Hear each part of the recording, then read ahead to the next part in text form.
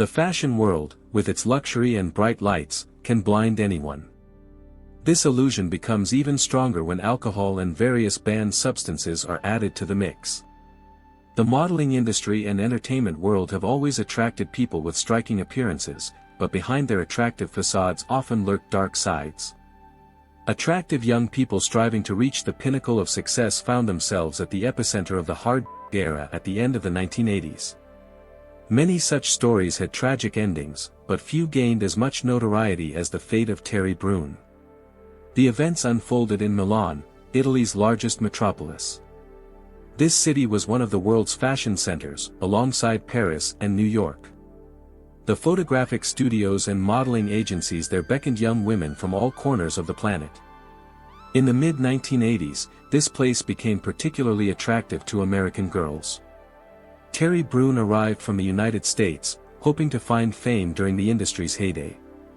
In this world, power belonged to wealthy men who gladly struck up acquaintances with young models and drew them into their dangerous lifestyle. It was into this environment that Terry fell, like many other aspiring models who arrived here with big dreams. In the 1980s, there was a common scheme where Milan modeling agencies opened offices in New York. They could even finance flights for promising girls and provide them with funds for the first month or two of living in the new city for adaptation. This approach was risky but potentially profitable. If a girl was lucky enough to get into the right circle, she could earn from $200 to $1,000 per day of work. Additionally, working in Milan provided an opportunity to build a portfolio that was highly valued in the industry.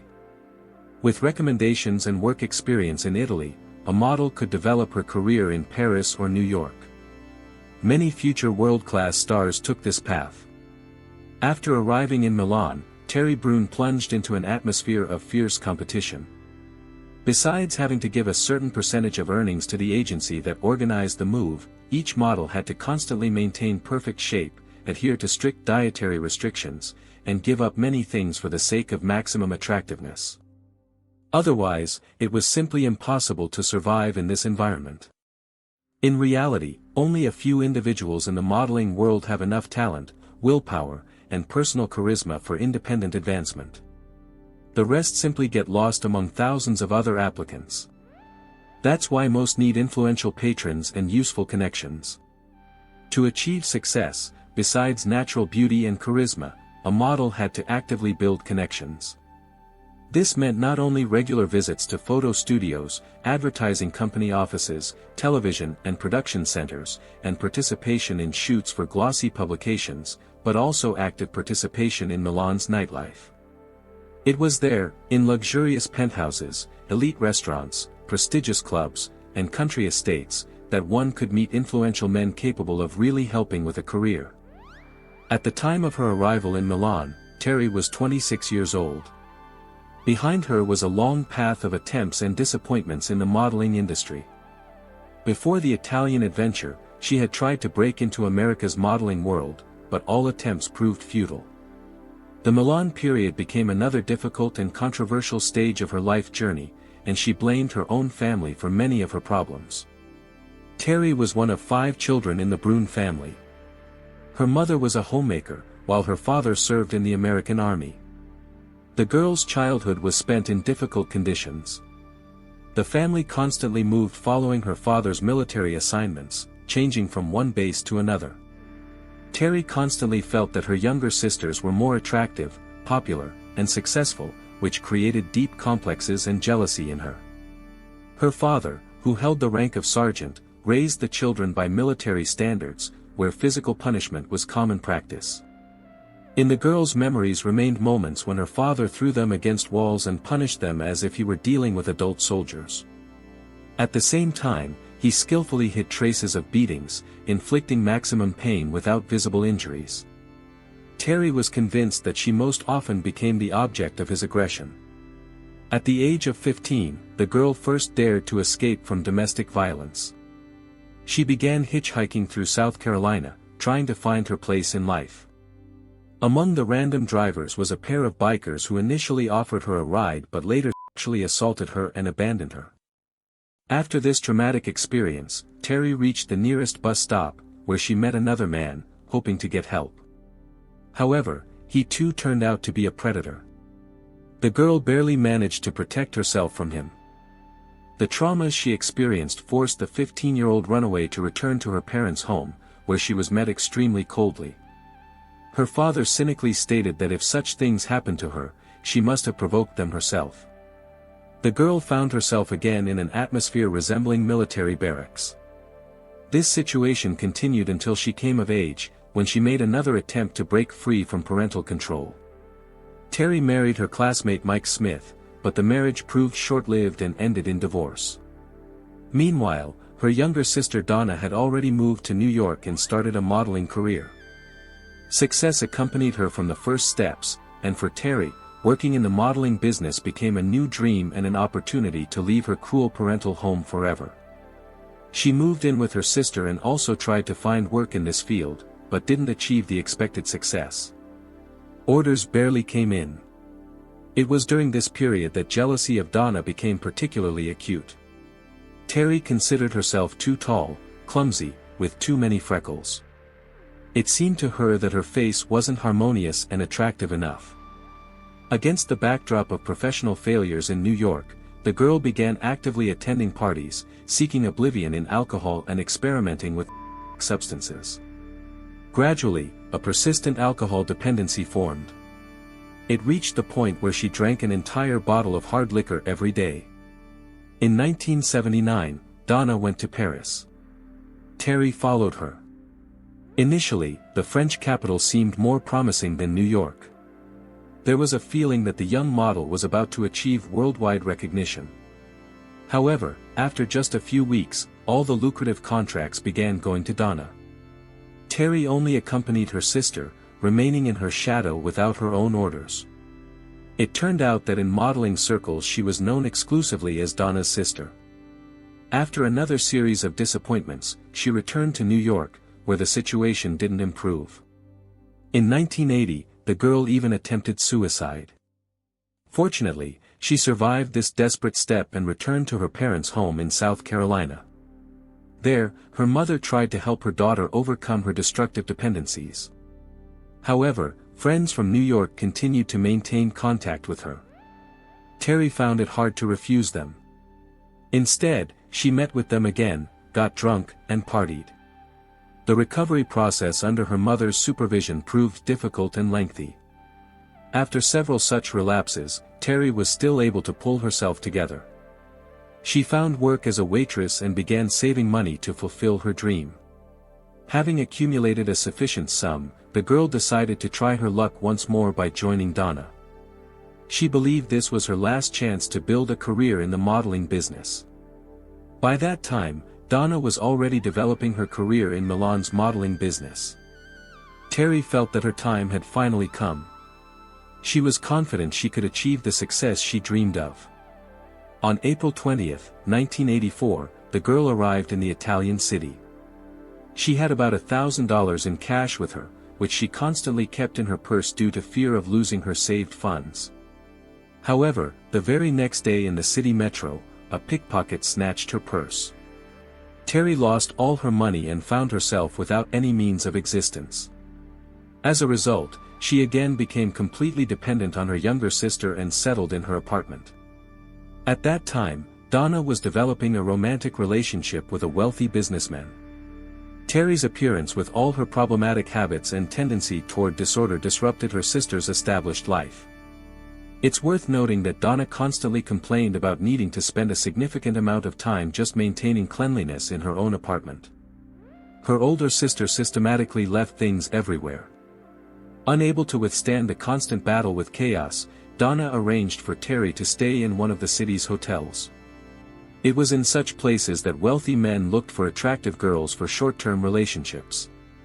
Some of them hoped for long-term relationships. On her very first day at the hotel, Terry met 38-year-old playboy Claudio Cascia. It was he who opened the doors to Milan's elite nightlife for her. Thanks to his connections, she visited all the city's iconic establishments. She frequented the most expensive cafes, elite restaurants, fashionable clubs, but progress in her modeling career was minimal. Actually, dreams of the runway and fame quickly receded into the background, as Terry again faced her old demon, addiction. In Milan circles, she first saw a whole tray of white powder that party participants passed around. Very quickly she developed a dependency on narcotic substances.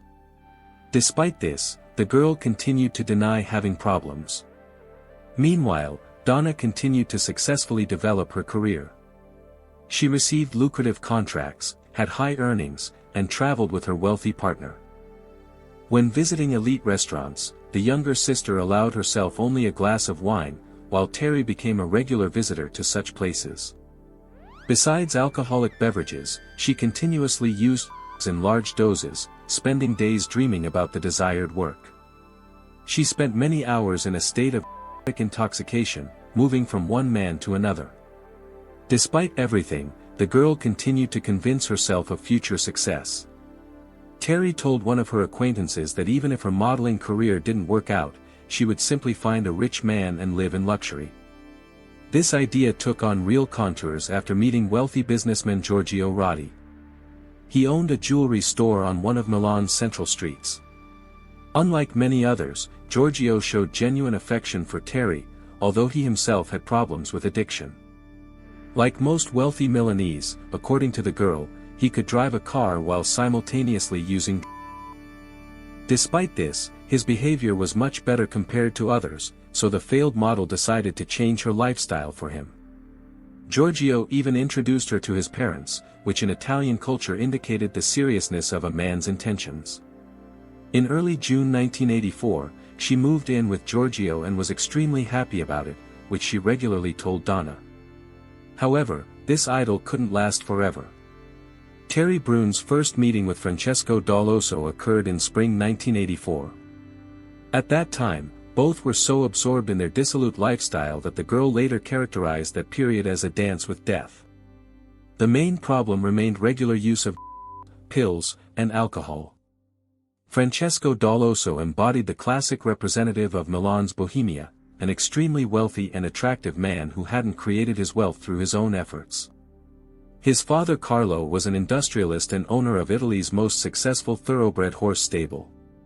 It was thanks to his father that Francesco had the opportunity to lead a luxurious life. Like most representatives of the golden youth, he didn't value the blessings he received. Instead of preserving and multiplying the family capital, Francesco only squandered wealth. He surrounded himself with beauty, luxury, and rich friends. His romantic interests were always directed exclusively at models. He was married to a model, and fate arranged it so that even the last moments of his life were spent in the company of representatives of this profession. Besides his own wealthy background, he had friends with similar social status. Among them was Guido Borghi, whose family was engaged in manufacturing refrigeration equipment, the son of influential financier Carlo Cabassi, Umberto Caproni from a family known in the aviation industry. Professional activities hardly interested them. Instead, an evening was considered wasted if they didn't make it to a prestigious party. Terry Brune continued to live in a hotel in the city center. This establishment had 220 rooms, which were mainly occupied by women or men who came for them. Wealthy visitors regularly appeared here, looking for company for the evening. Most girls agreed, hoping to establish useful connections and break into the industry this way. This was the simplest and almost fail-safe method. In the hotel lobby, you could meet a millionaire from any industry. Young people spent time there, looked well-groomed, showered girls with gifts and money, although some behaved so aggressively that they almost used force. No one paid attention to this, as they saw it as the only chance to achieve success. Some even managed to find husbands, but most faced a sad fate. While the models were young and attractive, they dated wealthy men, received gifts, and a share of fame. Eventually, they lost relevance and ceased to be interesting. In any case, the stakes were extremely high. Many ignored the fact that all this had to be paid for with intimate relationships, considering such a price acceptable for achieving success. Having entered this environment, Terry Brune didn't realize that the rules of the game were largely set by the mafia. Criminal elements weren't concerned with models' career success, they were interested exclusively in profits. Organized crime controlled most of the establishments visited by girls and their admirers. Of course, they were well acquainted with representatives of the golden youth who provided significant income. During that period, Milan was effectively Italy's criminal capital.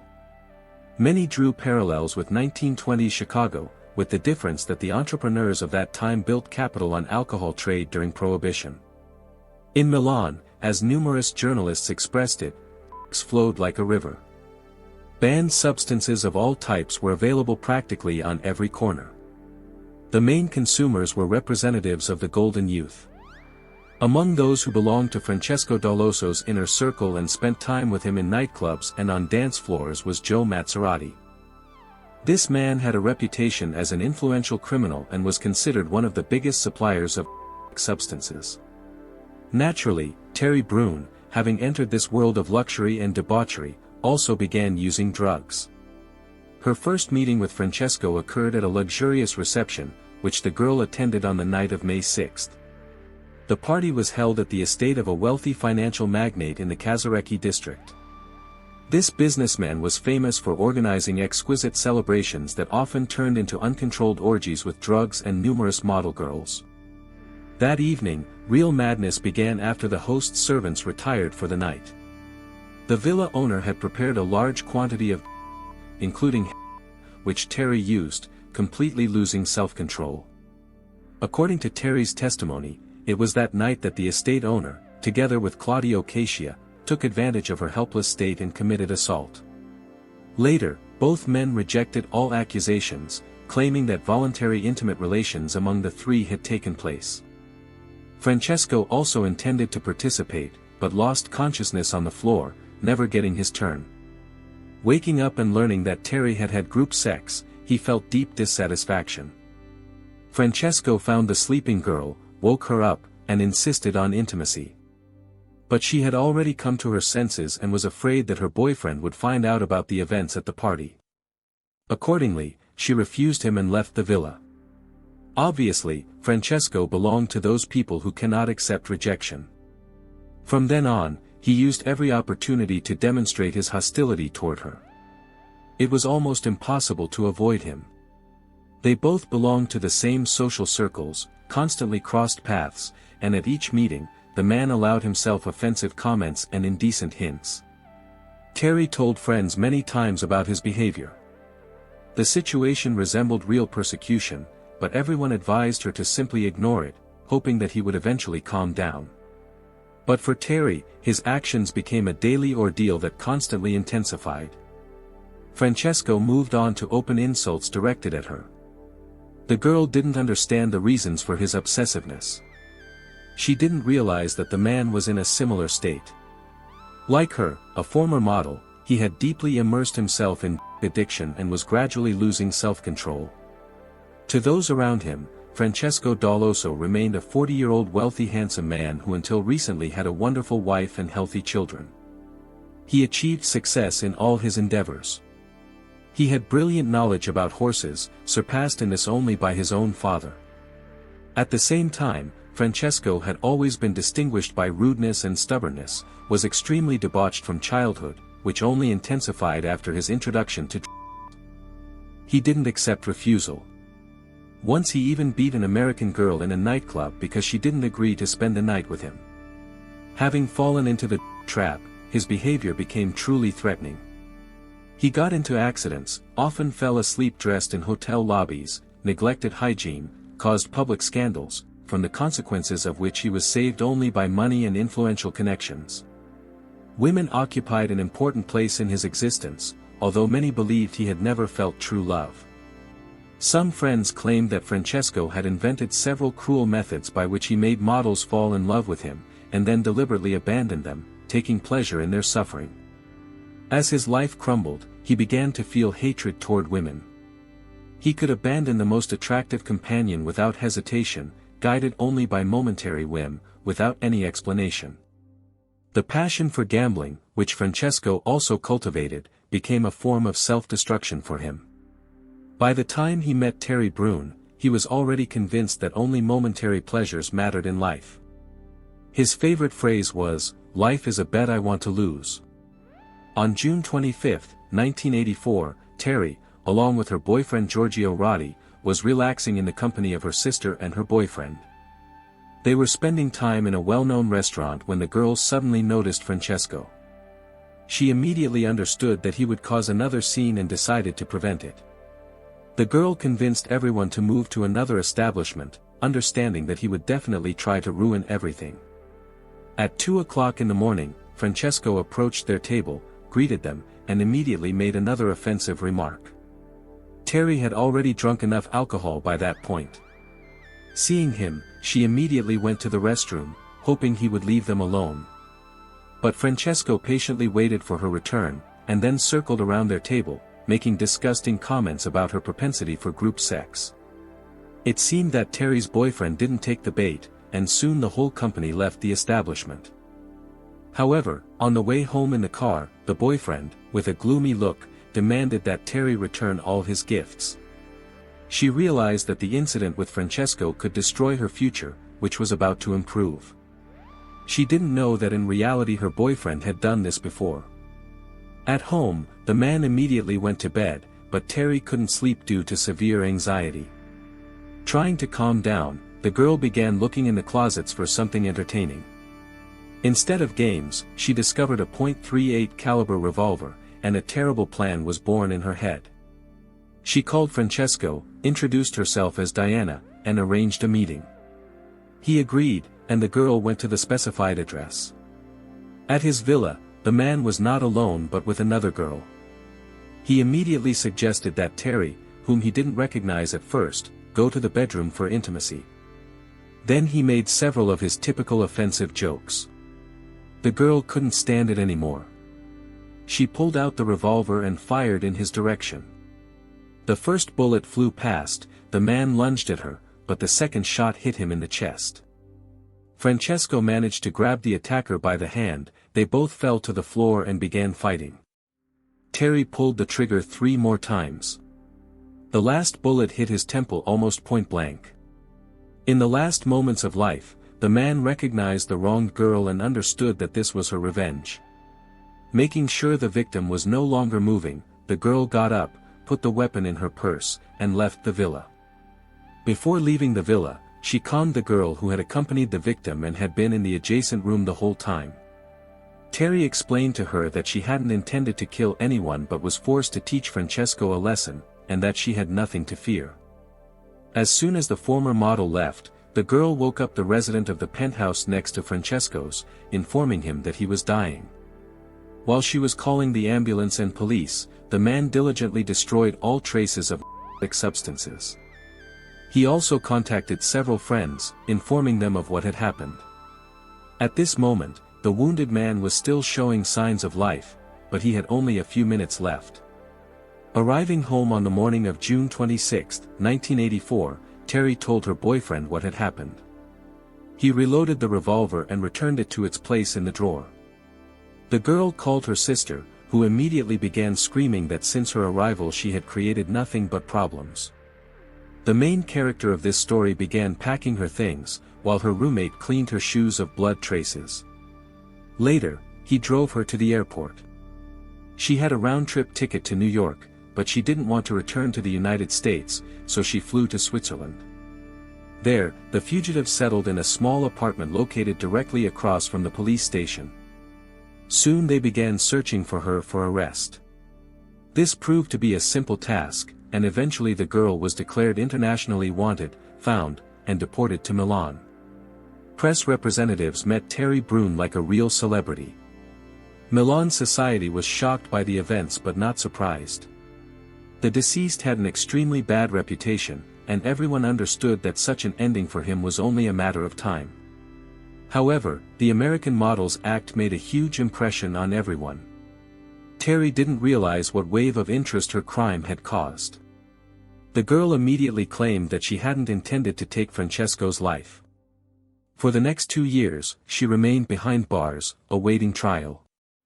In prison, she became dependent on one medical drug that someone from the medical staff had prescribed to her to overcome other dependencies. Twice Terry attempted suicide, after which she was transferred to a more modern and humane facility east of Milan.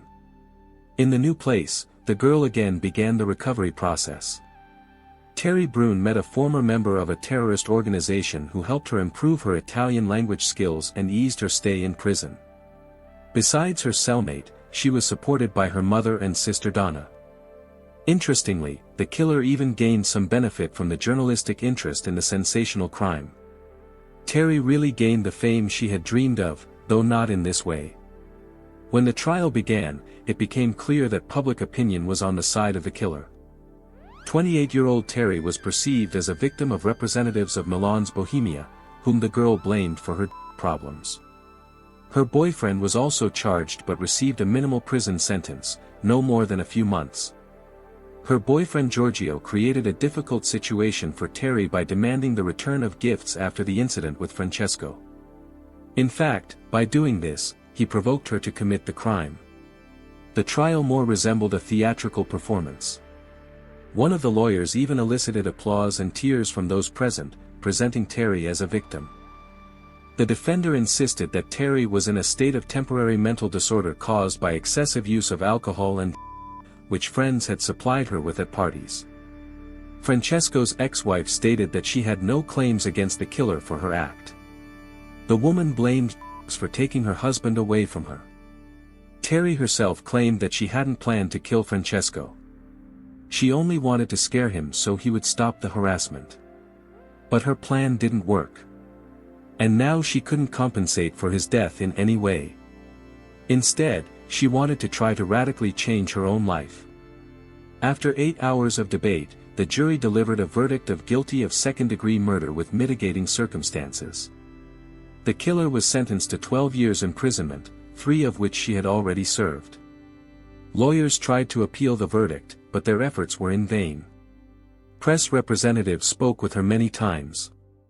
It seemed that she was even more satisfied with life in prison than with free existence in Milan. Terry began each day making ceramic products. She improved her Italian, taught English to local inmates, worked in a prison garden, for which she received approximately €100 per month. She even overcame all her dependencies, and her appearance became tanned and athletic. Terry gave interviews to the press many times and claimed that she didn't miss the bohemian world she had left. She believed that in prison she had met people of much higher caliber and no longer dreamed of a modeling career. In 1992, Terry was released. Her sister was waiting for her outside, and they left together. Initially, the girl didn't plan to return to America. She tried to arrange her life in Italy, but these attempts proved unsuccessful. Eventually, she did return to her homeland. Terry chose a closed way of existence, started everything from scratch, and avoids camera attention.